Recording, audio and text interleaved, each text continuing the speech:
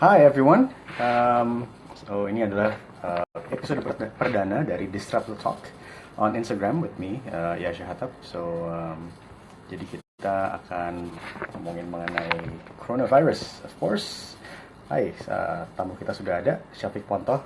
But let's update on what's going on right now. So what is this? So this is a series that's going on karena kita masih saat ini masuk ke dalam era disruption for real. Bukan hanya disruption karena perkembangan zaman, teknologi segala macam, tapi karena our lives and everything that we know have been disrupted karena because we have a virus. Dan when we see things, kalau misalnya kita orang suka ngomong ada force major segala macam, so this is probably the force major yang dari segala force major yang kita pernah alami. I think if you're my age, we've gone through several things, tapi nggak pernah seperti ini. So saya ingat waktu saya SD, pernah kehidupan kita beberapa hari disrupted karena ada ledakan gudang peluru di Jakarta Selatan, but this is nothing like that.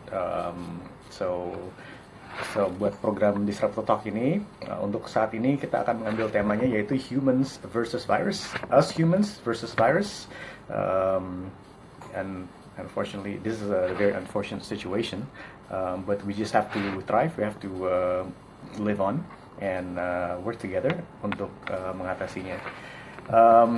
Jadwalnya dari Disrupt the Talk ini akan berlangsung setiap tiap hari Senin, hari Rabu, dan hari Jumat jam 4 sore. Dan topiknya akan banyak sebetulnya di sini, berkaitan dengan humanity, science, and technology. Nah, kalau hari ini kita akan membahas bagaimana wabah coronavirus akan mengubah masa depan kita, terutama dengan kaitannya dalam interaksi sosial dan penggunaan teknologi. Saya juga akan berbincang-bincang nanti dengan special guest yaitu Mas Syafiq Pontoh. Mas Syafiq ini teman lama juga, dia seorang tokoh dan ahli di ranah digital. Beliau sebetulnya dia bilang dia lahirnya di dunia advertising, dan terakhir memang di Ogilvy and Mather, sebuah perusahaan iklan internasional, sebagai strategic planner. Jadi ya otaknya itu beliau. If you talk to him, it doesn't end. As a compliment, Syafiq. Dan dia strategic planner, lalu dia menjadi salah satu founder dari Prophetic. Nah, Prophetic adalah sebuah perusahaan data analytic dan strategic consultant, dan dia di sini juga sebagai chief strategic officer. Dan tentunya perusahaannya bergerak di ranah digital. Dan Mas Syafiq ini juga sering banget muncul di TV sebagai ahli, dan juga beliau adalah seorang ayah ASI, sangat aktif. Dan dia juga sebetulnya sebelum sosial media sampai sekarang sebesar sekarang ya, tapi dia itu juga menjadi salah satunya yang menjalankan Social Media Fest di tahun 2011, 2012, dan 2013. Jadi salah satu bapaknya dari sosial media ini Mas Syafiq juga nih. Dan tentunya mengadakan berbagai project juga di ranah digital. Nah, dulu saya juga sama Syafiq sempat kita kerjasama, kita bikin yang namanya Jakarta Berkebun tahun sekitar 2008-2009 itu sama Kang Emil, Ridwan Kamil yang sekarang jadi gubernur. Kita belum jadi gubernur ya Syafiq ya. Dulunya Jakarta Berkebun, sekarang menjadi Indonesia Berkebun. Kalau gitu kita mau update dulu ya mengenai statusnya pandemi COVID-19, atau yang saya sebetulnya lebih enak ngomongnya itu coronavirus, karena lebih susah. COVID-19 kayak nama band ya, kayak apa 19 gitu ya. So oke. Ini saya mengacunya ke ini ya, ke websitenya yang officialnya COVID-19-nya dari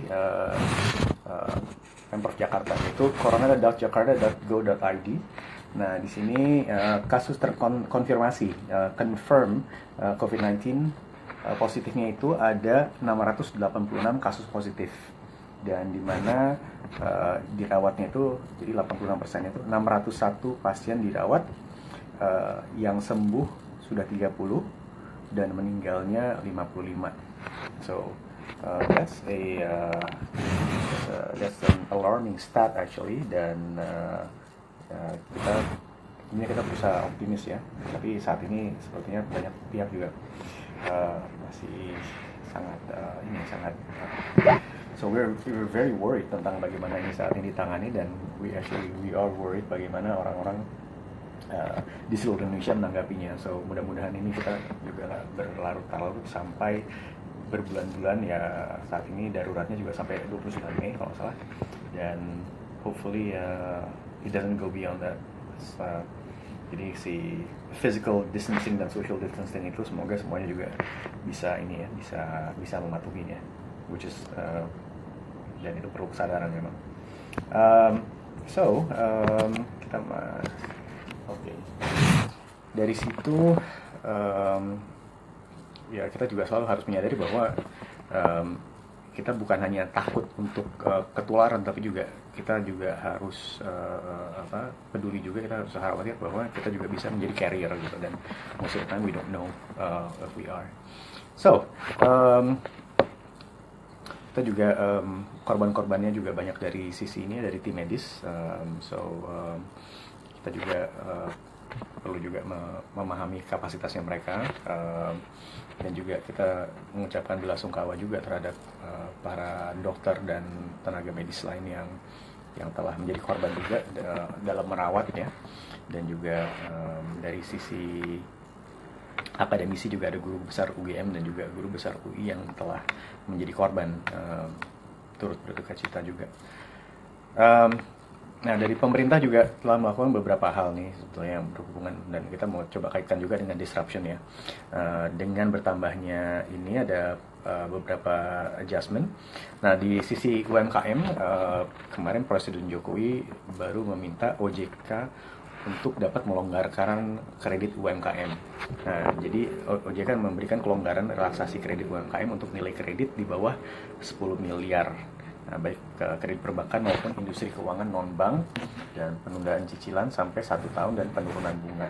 Nah, ini memang coronavirus ini ya karena physical distancing, social distancing, work from home, ya tentunya banyak sekali usaha-usaha yang memang benar-benar struggling, ketemu sama orang aja nggak bisa gitu. There's only so much that video conferencing can do, tapi banyak sekali yang biasa dilakukan tidak bisa dilakukan. People can't even come to work kalau misalnya memang kerjaannya ada di di kantornya, di gudang atau dimanapun. That's impossible. You can't do that virtually dari rumah, unless kita punya satu avatar yang berupa robot mungkin ya. Kalau di dunia disruption mungkin kedepannya harus kayak gitu, dan ini yang memang kita perlu kita akan omongin juga dengan Mas Syafiq nanti. Nah, dari sektor pendidikan, Mas Menteri Pendidikan dan Kebudayaan Nadiem Makarim juga dan sudah disetujui juga oleh Komisi 10 DPR RI bahwa ujian nasional untuk tingkat SD hingga SMA tahun 2020 ini dihapus. Ini kayaknya para buki-buk di rumah juga semuanya memberikan satu tanggapan yang sangat positif ya, karena ya saat ini misalnya di rumah punya mungkin kalau satu anak ya masih lebih manageable ya, tapi kalau misalnya anak ketiga dan semuanya harus belajar dari rumah, itu tiba-tiba orang tua menjadi guru untuk 3 anak dan mereka nggak biasa melakukan itu. It's a totally different profession gitu, dan semuanya juga adjusting. Bahan-bahan pun yang untuk dipelajari di rumah kan juga mencarinya juga susah gitu. So it's a challenge for everyone, and we see how we can cope with it. Jadi so many things going on right now. Nah, jadi dari pemaksaan untuk bekerja di rumah ini juga belajar dari rumah, mempunyai virtual teacher, dan juga orang-orang juga untuk exercise pun nggak bisa keluar gitu. Jadi sekarang para trainer juga membuka kursus ataupun mungkin masih gratis ya, dengan video-video di YouTube dan dengan Instagram Live, dan see how that works out. Untuk mungkin untuk memotivasi bagus sekali gitu, tapi untuk kedepannya we'll never know. So how about you? Tell me, silakan komen di sini, nanti saya dan Syafiq dan tamu kita hari ini akan menanggapi juga.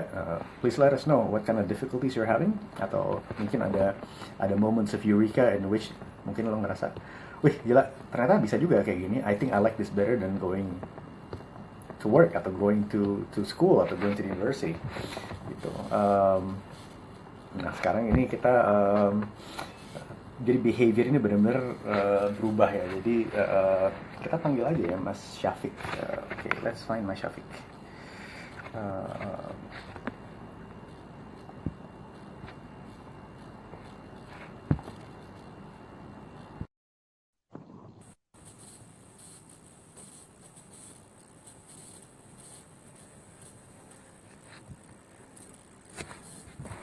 Ya, jadi Mas Syafiq sudah ngobrol sama tim Disrupto beberapa waktu yang lalu. Hey, Mas Syafiq kita Halo. sudah welcome to the show. Welcome to the show. Kita udah ngobrol mengenai extended reality ini udah beberapa bulan yang lalu ya. Tapi saat itu kita tidak ada kondisi seperti ini. Jadi in a way waktu itu kita extended reality ngomongnya mengenai bagaimana extended reality bisa mengubah telah mengubah cara orang berkomunikasi juga.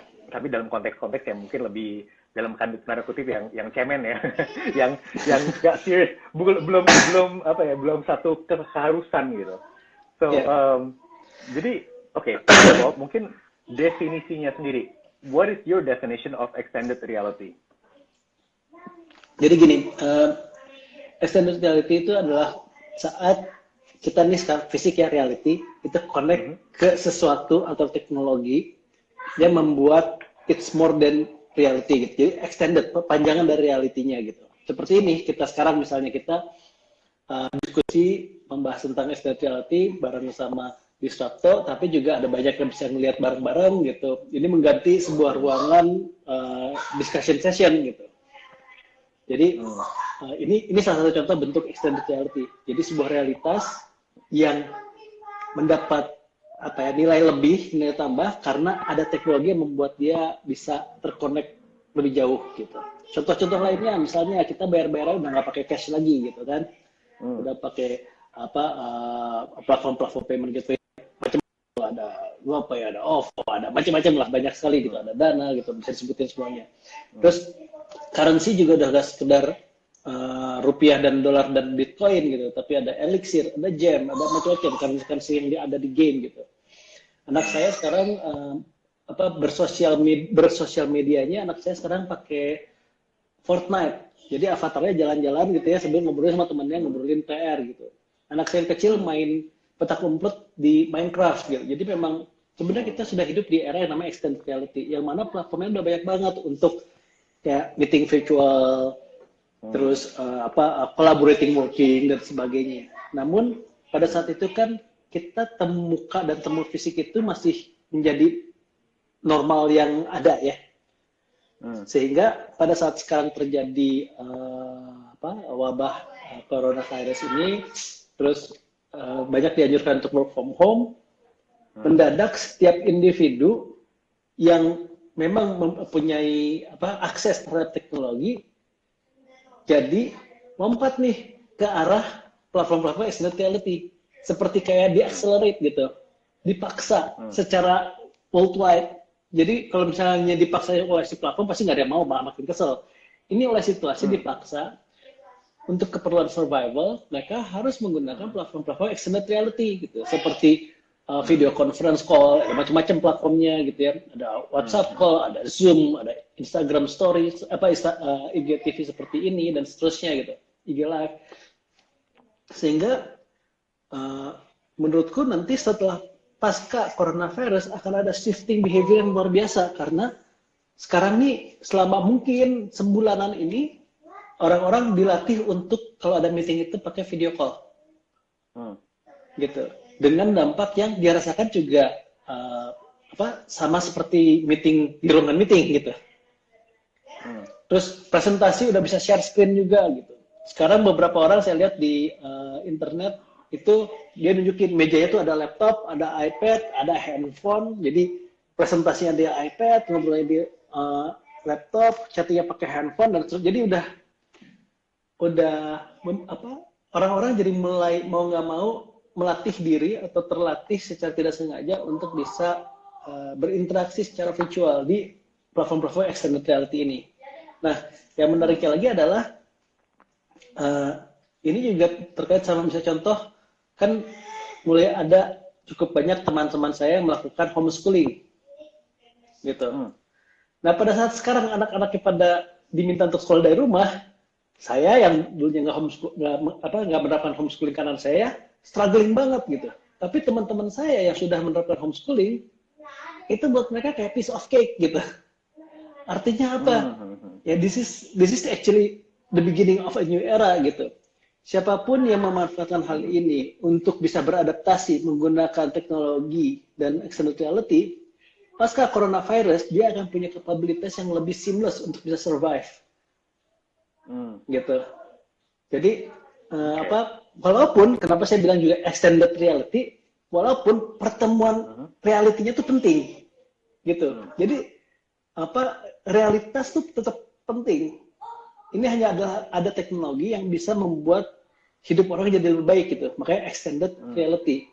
Kalau udah coronavirus lewat, mungkin nanti extended reality-nya akan berupa virtual reality, video mapping satu ruangan gitu ya, di video mapping terus pas orang masuk tiba-tiba berasa kayak di Borobudur gitu. Mungkin nanti akan seperti itu juga gitu. Terus ada orang bisa masuk ke satu ruangan terus dia seperti berjalan menyusuri museum gitu. Bisa aja gitu. Extended reality itu bisa banyak hal, tapi reality tetap matters. Makanya saya senang menggunakan istilah extended reality karena interaksi real itu tuh penting karena kita tuh manusia itu makhluk sosial. Kalau kita tidak berinteraksi secara real, itu bisa bahaya. Nih, salah satu hal yang pada saat self quarantine atau work from home ini yang kadang kita lupa gitu. Kita kan fokusnya kan cari masker, cari hand sanitizer gitu kan. Semua yang cara-cara cepat semua gitu. Karena emang kita terdidik untuk selalu mencari cara cepat gitu. Padahal yang mesti diantisipasi adalah misalnya contoh, ketika orang nggak bisa kemana-mana dan tinggal di sebuah tempat, nggak bisa keluar, nggak bisa kemana-mana, dia kemungkinan akan terdevelop ini kayak cabin fever gitu. Jadi secara mentalnya bisa sakit karena dia butuh berinteraksi. Itu kadang banyak yang lupa juga. Terus banyak yang lupa bahwa yang harus kita besarkan itu bukan sebanyak mungkin nimbun sarung tangan atau sebanyak mungkin nimbun masker atau hand sanitizer, bukan. Tapi kita sebanyak mungkin menimbun imunitas tubuh kita gitu. Jadi meningkatkan imunitas tubuh dengan cara apa? Healthy lifestyle gitu. Olahraga, berjemur di matahari sekitar jam 10-an itu supaya dapat vitamin gitu. Makan makanan sehat, mengurangi berhenti merokok dan sebagainya. Itu kan tiba-tiba memang kita itu dipaksa untuk menjadi lebih baik karena adanya si coronavirus itu gitu.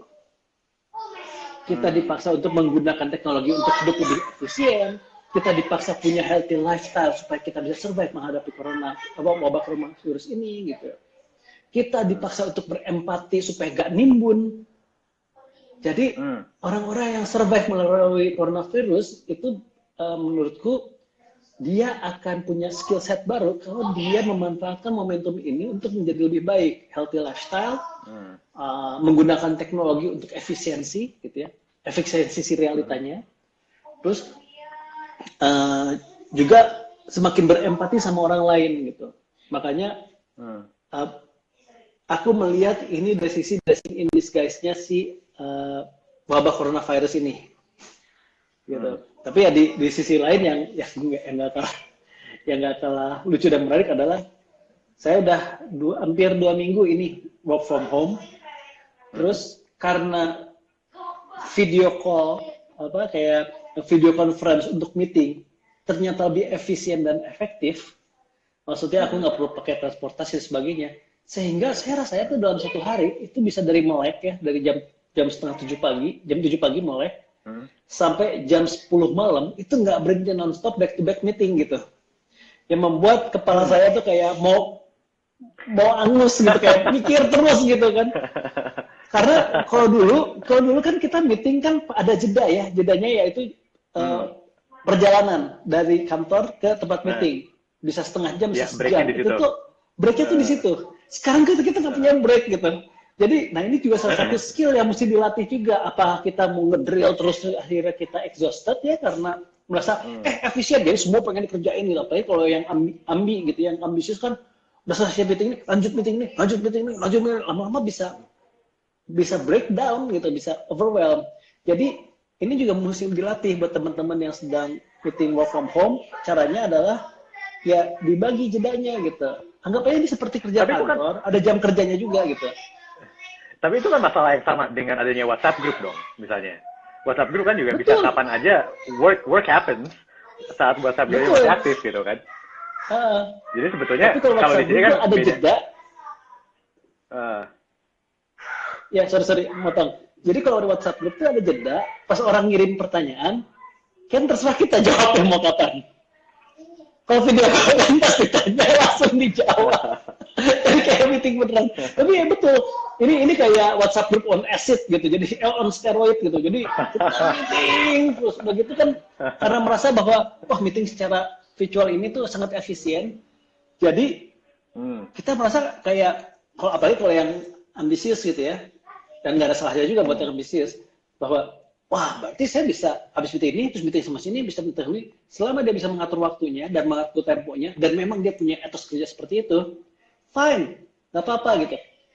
Tapi kalau seperti saya yang dulu kerjanya masih ke kantor gitu ya bolak-balik gitu, tiba-tiba meeting back to back agak fried gitu, agak wah overwhelmed. Saya harus melatih nih, saya harus melatih diri saya untuk bisa memanage hal ini. Gitu. Oke. Jadi sebetulnya dengan adanya extended reality itu sebetulnya dengan extended reality application yang tepat sebetulnya dalam masa karantina ini harusnya lebih nyaman lah. Tapi Betul. ya ada apa change of behavior juga di mana kita juga masih belum tahu nih behavior orang-orang kemana. Apakah bisa lebih ngatur apa malah nggak bisa ngatur gitu ya? Betul. Contoh juga misalnya ini. Dulu kami sering mengencourage klien kami untuk kalau kita mau meeting biar efisien bisa pakai video call kok gitu.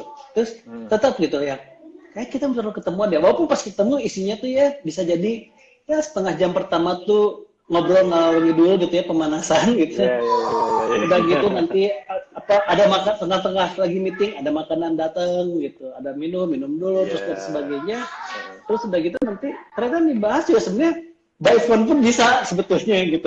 Tapi memang kita punya kebiasaan, punya perilaku yang memang kalau meeting harus ketemu. Nah, sekarang tiba-tiba semua yang dulu diajakin meeting via conference call, mau nggak mau kan, terus masa nggak kita ketemuan aja, mau nggak mau sekarang jadi harus via conference call. Terus pas mereka merasakan sendiri, mereka mulai ngerasa bahwa, iya ya, nyaman ya, lebih mudah, lebih cepat. Lebih gampang men-solve a lot of problem yang biasanya kalau untuk di-solve di WhatsApp group itu ya bisa takes days gitu. Karena kan namanya juga orang ngetik kan tunggu waktu lama dan sebagainya. Jadi terlalu banyak masa nunggunya dan juga kadang kalimat tuh salah dibaca gitu kan. Ketiknya typo, jadi salah nyampe pesannya. Itu bisa solve dalam waktu. Tapi you're talking about having meeting virtual online meeting video call dengan orang-orang yang sudah kita kenal, di mana yang sudah kerjasama. Tapi kalau misalnya untuk orang-orang yang kita belum kenal, misalnya we're talking about new business gitu ya, apakah itu I think getting the appointment untuk new business, lu langsung video call kan mungkin nggak nyaman kan sebetulnya. Ya, betul. Jadi memang itu salah satunya gitu ya. Jadi kalau sekarang nih, misalnya sekarang saya pengen getting new business menggunakan video call, pasti nggak enak gitu, pasti nggak nyaman karena kita tatap muka, kalau ketemuan secara fisik itu terlihat secara pegang, secara salaman gitu. Nah, namun saat ini kan di keadaan seperti sekarang ada kemungkinan juga orang-orang mulai terbiasa untuk video call sehingga bisa jadi nanti changing behavior-nya adalah pas kita mengajak meeting ketemuan terus bisa aja potensial bisnis kliennya tuh bilang kita video call aja ya gitu karena dia sudah terbiasa gitu. Bisa jadi seperti itu. Sekarang belum.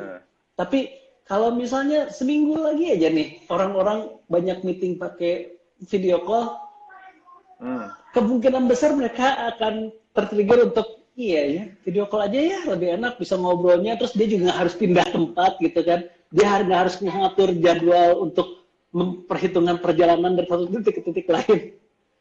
Apalagi kalau orangnya orang sibuk gitu. Buat saya ini video call meeting ini sangat membantu sekali gitu. Karena saya bisa menyelesaikan beberapa pekerjaan yang biasanya it takes me like 3 days jadi dalam 1 hari beres semua gitu. Karena nggak harus janjian secara waktu gitu. Tapi kalau menurutku sih memang kalau menurutku pasca coronavirus ini bisa jadi ada sebuah perubahan perilaku yang luar biasa Ini sama seperti tahun 2016 menurut data We Are Social, itu yang paling banyak digunakan di Indonesia BlackBerry Messenger. Tahun 2017 menurut mereka juga penggunaan platform digital yang paling banyak berubah jadi YouTube channel. Kebayang nggak? Hanya dalam rentang 1 tahun ada perubahan behavior yang tadinya pakai penggunaan chatting platform yang sangat masif berubah menjadi penggunaan video streaming platform yang sangat masif. Itu semua cuma gara-gara ada satu kejadian. Ditandatanganinya ditandatanganinya izin untuk 4G. Gitu. Langsung shifting. Nah, sekarang nih ada satu kejadian secara global pula gitu, coronavirus. Pasti akan ada changing behavior. Yang mana kalau seperti yang waktu kita ketemu kita ngomong tentang extended reality, hipotesa saya atau intuisi saya melihat bahwa kayaknya nanti penggunaan platform extended reality akan jadi the new norm pasca coronavirus. Minimal video call seperti ini. Terus nanti misalnya arsitek gitu ya, dia akan presentasinya udah nggak pakai maket lagi, tapi pakai headset VR gitu. Itu sangat mungkin sekali terjadi gitu sekarang. Gitu. Jadi si klien itu pakai headset VR, terus dia masuk, oh di ruangan ini, dia merasakan langsung gitu. Atau misalnya presentation in group, dia masuk ke sebuah ruangan yang sebenarnya isinya tuh satu ruangan itu sampai ke lantai-lantai itu video mapping semua. Jadi dia bisa merasakan kayak pindah ke satu area, bisa jadi seperti itu. Jadi the new innovation is already there, tapi penggunaannya waktu dulu masih belum jadi prioritas karena tidak ada faktor yang memaksa untuk menggunakan hal tersebut. Coronavirus ini memaksa kita untuk changing behavior secara masif. Bayangin, sesimpel cuci tangan. Dulu saya ingat salah satu sekarang nih. Iya, dulu saya inget tuh ada satu produsen sabun gitu ya dari salah satu produsen ternama, dia mengkampanyekan, ayo rajin cuci tangan, nggak ada yang gubris gitu. Sekarang mau orang-orang cuci tangan. Ini bentar lagi nih mau nggak mau orang-orang harus olahraga nih, serius. Jadi karena untuk meningkatkan daya tahan tubuh supaya kita lebih kuat dan lebih bisa menghadapi terpaan wabah corona ini ya harus dengan olahraga gitu. Terus saja kemungkinan akan ada inovasi-inovasi baru di mana PT gitu ya, personal trainer ngajarinnya via kayak gini nih, video call untuk si membernya gitu. That's another business proses gitu. Jadi memang akan ada beberapa bisnis yang collapsing gitu ya gara-gara sebuah perubahan ini. Tapi nanti akan ada juga beberapa inovasi yang tumbuh juga yang akan making business gitu. Nah, saya terbuka untuk discuss any idea yang bisa menjadi inovasi baru to making business gitu. Siapapun, it's a free advice for me gitu. Ini anggap aja semacam pro bono-nya saya untuk bantu teman-teman yang mau discuss about business di era extended reality.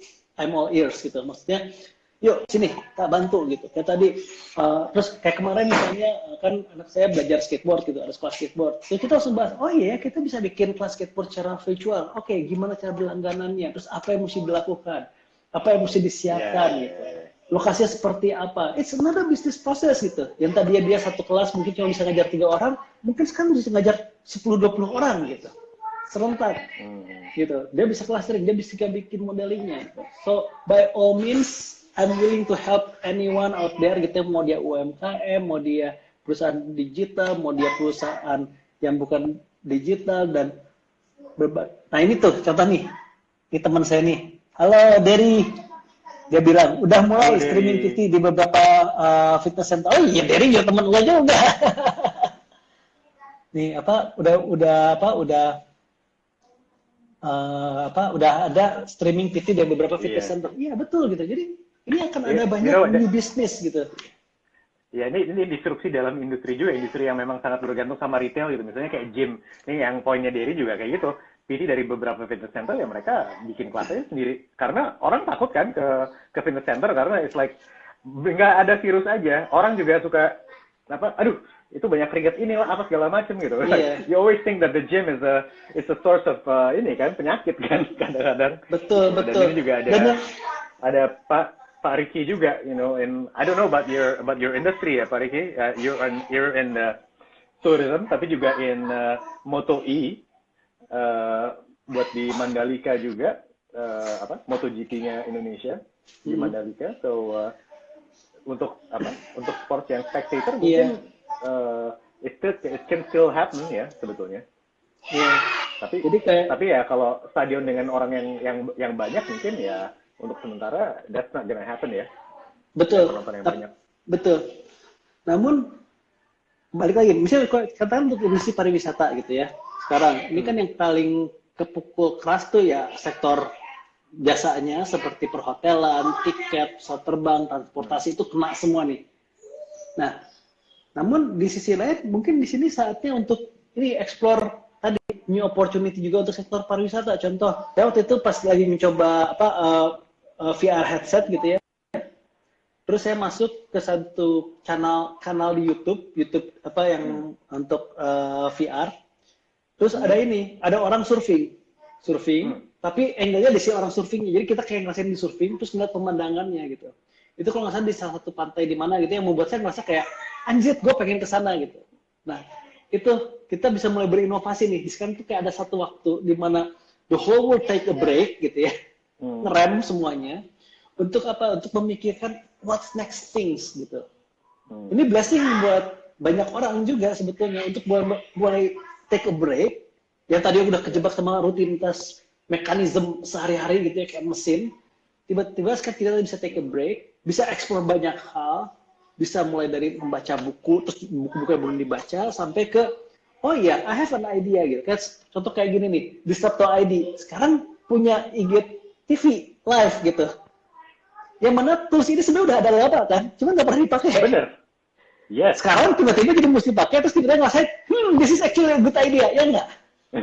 Yes, exactly. That's exactly my point gitu. Makanya akan ada perubahan perilaku yang signifikan nanti pasca coronavirus, yang mana sekarang nih siapapun yang beradaptasi terhadap kondisi sekarang menggunakan teknologi untuk hal-hal yang jauh lebih bermanfaat, fitur-fitur yang nggak pernah dipakai jadi dipakai sekarang, dia akan bisa lebih survive pasca coronavirus ketimbang mereka yang tetap status quo gitu ya. Enggak, saya mau tetap kayak gini, udahlah gitu. Nggak bisa dipungkiri juga, dan saya juga mengakui gitu ya, bahwa decision maker kita saat ini itu kan baby boomer sama sebagian Gen X gitu ya. Yang mana kita nggak bisa pungkiri mindsetnya masih mindset revolusi industri sebetulnya gitu. Masih, kalau komunikasi itu masih mindset mainstream media gitu. Makanya kenapa followers matters gitu, karena itu sama dengan oplah pada media. Kenapa trending topic matters, karena itu sama dengan rating TV gitu kalau di media. Kenapa sentimen analisis penting, itu kan PR value gitu. Nah, cuman measurement itu sebenarnya nggak cocok di social media platform gitu. Social media platform itu harusnya berapa banyak jumlah network yang terbentuk gitu. Makanya judul filmnya Facebook tuh The Social Network, bukan The Social Media gitu. Jumlah network itu artinya apa? Ya spesifik target audience. Nah, kita hidup di era extended reality gitu. Sekarang, jadi udah geser lagi. Jadi decision maker kita KPI-nya masih ketinggalan, bahkan nggak bisa diimplement di era sosial media. Sekarang kita di extended reality. Tapi ini good news buat teman-teman yang bergerak di bidang advertising, gitu. Karena gini, extended reality ini itu kan kita sekarang sebagai manusia untuk pertama kali dalam sejarah umat manusia kita hidup di dua alam ya. Kata teman saya Didit Hersanto gitu, dia lagi nulis novel, dia bilang gini, kita tuh hidup di atmosfer sama teknosfer. Jadi paralel di dua alam. Kita udah kayak kodok gitu. Hidupnya di dua alam.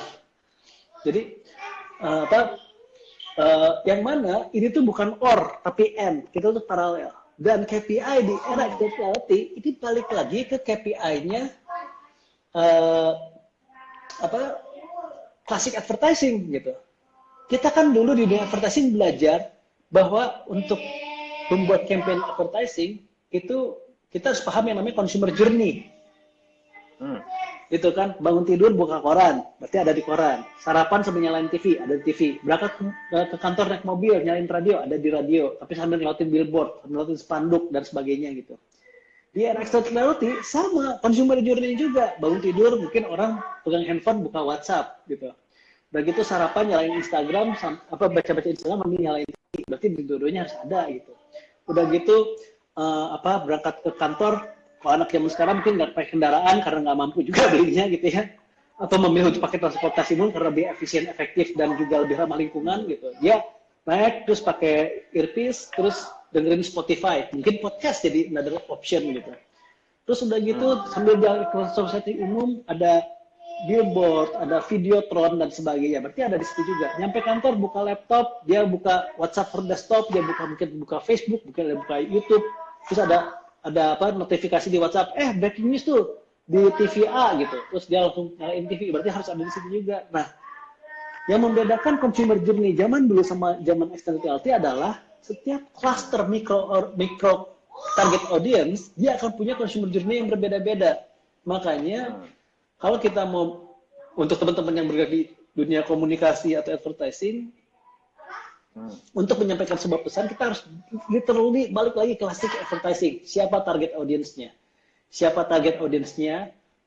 Terus target audience jangan manja gitu menentukan target audience. Biasanya saya tanya, siapa target audience-nya? Seluruh rakyat Indonesia. Oke, kita berarti ngomong sampai ke bayi, sampai ke orang kakek-kakek gitu. Enggak, kita harus benar-benar spesifik. Misalnya, anak muda. Oke, anak muda di mana? Di Jakarta. Oke, anak muda di Jakarta yang mainnya ke Pacific Place atau anak muda di Jakarta yang mainnya ke M Block gitu. Atau anak muda di Jakarta yang mainnya misalnya ke STC. Itu akan beda-beda consumer journey-nya gitu. Nah, itu yang harus dipikirin. Makanya menurut saya sih penting nih untuk bisa beradaptasi saat ini menggunakan platform-platform extended reality yang sebenarnya sudah ada sekitar 3-4 tahun yang lalu gitu. Cuman kita jarang menggunakannya karena kita udah status quo, kita udah nyaman sama apa yang ada gitu. Dibuang terbatas semua, membuat kita harus menggunakan teknologi yang selama ini ada tapi kita nggak gunakan. Salah satunya IG Live ini gitu. Iya. Ini ada pertanyaan dari Pak Ricky Bahramsyah dari TDC, dari MotoGP. If technology already exists, how Jakarta Indonesia infrastructure right now? Apakah bisa support teknologinya? Apakah ini juga satu alasan untuk government untuk invest more in technology infrastructure? Oke. Menurutku itu pertanyaan yang bagus sekali ya. Yang pertama, kita secara teknologi support by far yang ada di kita itu adalah koneksi 4G gitu. Nah, koneksi 4G ini emang perlu lebih cepat lagi. Tapi dengan koneksi 4G aja udah lumayan banget. Sementara kan data yang saya dapat dari IR Sosial itu jumlah handphone yang ada di Indonesia lebih banyak dari jumlah penduduk Indonesia gitu. Karena masing-masing ada punya 2 dan 3 dan sebagainya. Tapi basically hampir semua orang sekarang punya handphone. Memang nggak semuanya terkoneksi sama 4G dan nggak semuanya punya luxury untuk punya foto data gitu. Makanya itu nyambung ke pertanyaan yang berikutnya. Ya, government harus invest ke infrastruktur teknologi. Bukan cuma kabel sama akses internetnya juga saja, tapi juga mekanismenya untuk data storage-nya seperti gimana gitu. Untuk data security-nya seperti apa, privacy policy-nya seperti apa. Contoh nih, kita masuk gedung, sekarang kan mesti taruh KTP, terus bukan di foto, cepret gitu kan. Nah itu datanya kemana tuh? Iya. Gitu. Nggak ada yang ngatur gitu. Itu datanya ada nomor KTP ya, berarti ada nick-nya, ada muka kita, ada biometriknya. Itu sangat valuable kalau dijual sama orang gitu. Seperti itu. Atau misalnya gini, kita sekarang daftar handphone gitu ya, kita mengaktifkan nomor handphone, kita harus masukkan nick KTP sama nomor kakak gitu. Sejauh ini sih memang itu kan mereka jamin untuk ini di-secure, which is very good, emang harus dijamin untuk di-secure. Tapi apakah sudah ada benar-benar peraturan yang mewajibkan perusahaannya mengambil data, men-secure data kita? Karena kalau ini bocor, berarti ada orang lain di luar sana yang menggunakan data diri kita, muka kita yang udah bertebaran di sosial media gitu ya, KTP kita yang mungkin pas masuk ke satu gedung di scan, berarti ada orang di luar sana bisa bikin bank account atas nama saya. Iya, bisa cloning kita, cloning data gitu. Kita ya. Makanya menurutku ya infrastruktur harus disiapkan sama pemerintah, harus invest di infrastruktur teknologi juga, termasuk tadi regulasinya juga, databasing dan seterusnya gitu. Oke. kayak gitu. Ini dari Johanna Kusnadi juga bilang invest kemerataan pendidikan harus sih at least di ujung Indonesia manapun dibuat manusia bisa berpikir kritis untuk mengolah informasi yang mereka dapat dari internet. Ya, ya. Ya, betul, betul. Dan sekarang tuh bisa menjadi salah satu momentum juga, balik lagi nih, this is the blessing in disguise of this pandemic gitu. Jadi saat ini kan semua orang terkonek ke internet untuk berinteraksi. Saat ini juga kita bisa menyebarkan tadi nilai-nilai edukasi tentang menggunakan internet yang positif, yang bermanfaat, yang baik gitu. Yang mana kebayang nggak sih sekarang orang lagi pada resah semua, lagi pada berusaha helping each other, tiba-tiba ada yang nyinyir gitu. Pasti dibully yang nyinyirnya gitu. Ada yang ngebully, ada yang persekusi gitu, pasti dipersekusi balik karena semua orang lagi berusaha, moodnya itu lagi we need to get better gitu. Nah ini jadi salah satu momentum juga untuk tadi edukasi supaya edukasi ke masyarakat umum ya seluas-luasnya supaya orang bisa berpikir kritis dan mengolah informasi yang mereka dapat di internet. Termasuk hati-hati di saat ini tuh banyak sekali hoax yang menyebar terkait sama virus corona gitu. Teman-teman Mavindo, masyarakat anti fitnah dan hoax gitu yang bikin kanal di turnbackhoax.id itu mati-matian ngedebang hoax yang terus-menerus keluar gitu. Nah, ini kan jadi edukasi juga gitu bahwa kita harus aware bahwa kita mesti melindungi diri kita juga dari kemakan isu hoax gitu. Caranya gimana? Sebenarnya ada tips sederhana gitu ya buat teman-teman yang sedang memantau di sini. Tips sederhana untuk melawan hoax. Pertama, kalau kita dapat konten terus tiba-tiba secara emosi gitu kita ngerasa kayak anjir benar banget nih, langsung pengen nyebar atau masa sih? Ih, gitu. Langsung kesel gitu. Nah, tahan jempol. Tahan jempol. Karena itu adalah saat-saat diri kita paling rentan kepancing untuk nyebarin atau kemakan sama hoax. Jadi tahan jempol. Yang kedua, kalau ada orang yang kita percaya banget, tiba-tiba nyebarin sesuatu yang membuat kita merasa kayak tadi tuh, yang wah marah banget atau wah excited banget gitu. Langsung pengen nyebar. Orang yang kita percaya. Itu juga balik lagi, tahan jempol. Gitu.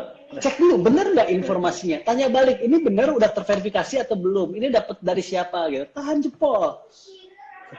Sehingga kita bisa melindungi diri gitu. Yang ketiga tuh adalah ketika kita dapat informasi biasanya nyebar di WhatsApp gitu. Dengan kalimat pertama, sebarkan atau sudah terbukti. Dengan kata-kata bombastis seperti itu. Apalagi kalau yang diakhir dengan sebarkan ke 10 orang di sekitar di nomor WhatsApp yang lain, maka kamu akan dapat rezeki gitu. Ya, itu udah kemungkinan besar hoax, kemungkinan besar. Belum tentu, tapi kemungkinan besar. Makanya tahan jempol gitu. Itu yang pertama. Yang kedua adalah hoax itu kan menyebar seperti virus ya. Gitu. Ya. Hoax itu tuh menyebar seperti virus.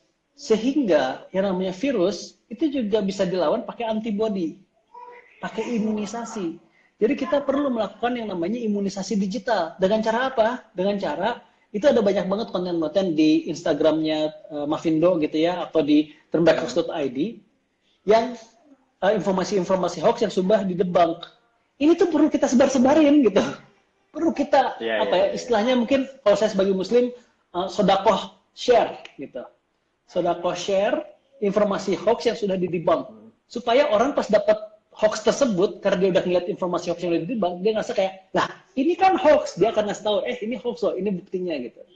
Dengan cara bersama-sama seperti itu, melakukan imunisasi digital, itu membuat kita akan lebih punya daya tahan tubuh melawan virus hoax. Ya. Dan juga menghalangi ini ya, seperti juga sekarang ini dengan physical distancing, social distancing juga mencegah penyebarannya juga kan, dengan menahan diri dengan punya imunisasi itu. Supaya nggak terlalu gampang kemakan. Betul. Ya, teman-teman di cyberkreasi juga melakukan hal itu. Tadi ada di sana juga lagi. Dan betul. Juga anyway, Mas Syafiq, sorry, kita sudah agak overtime nih. Thanks so much. I think sebetulnya gini, nanti begitu suasana kondusif, suasana sudah kondusif, let's do that session di 100 Society di Plaza Indonesia lantai 6. About this, dan ini sepertinya Pak Riki juga he likes the idea of digital immunization. Mind blown. Siap. So nanti kita ngobrol lagi ya. Last date atlet. Thanks so much for your time. Mudah-mudahan dengan Mudah-mudahan pembicaraan kita bermanfaat. Mudah-mudahan juga hari lo yang sudah sangat sibuk itu tidak terdisrupt terlalu banyak juga dengan diskusi ini. pokoknya kita appreciate banget. Thanks so much for being here. Kita coba lagi nanti di kemudian hari ya, secara digital dan juga secara fisik. How's that? Sounds good. Betul. Sounds good. Yeah. Okay. Thanks, Afiq. Thank you you. all semuanya juga udah nonton juga. Saya mau closing dulu. So we're gonna be back on Friday. Friday. 4 sore juga dengan Mbak Yeni Wahid. Wah, luar biasa banget. Mbak Yeni Wahid itu we're gonna talk about navigating crisis with a sense of humanity. Nah, kita akan ngomong tentang bagaimana isolasi ini kan bisa membuat social skill kita jadi tumpul ya, karena kita nggak ketemu orang, dan juga kadang-kadang kita juga kita jadi takut semua orang bisa nuarin kita atau kita bisa nuarin orang lain, jadi kita seperti menghindari dari orang lain secara fisik. Dan juga kita lihat ada satu social conflict juga di sini. Kemarin juga kita lihat baru ada kasusnya juga masuk ke ke media massa juga, bagaimana anggota DPR minta mereka dan keluarganya mendapat privilege untuk dites, sedangkan banyak orang di luar sana yang memang belum bisa dites. Itu untuk hari Jumat. Nah, sedikit update juga mengenai data yang sekarang ternyata sudah ada update lagi nih dari corona.jakarta.go.id, di mana statusnya sekarang adalah kita buka lagi ya. Sudah ada 790 kasus, 58 meninggal, namun sudah 31 yang sembuh. So it's still not looking good, tapi ya kita harus terus tingkatkan ini sih, physical dan social distancing ya, supaya juga we all help flatten the curve. So sekian dulu untuk hari ini. So we'll see you all on Friday. Cheers.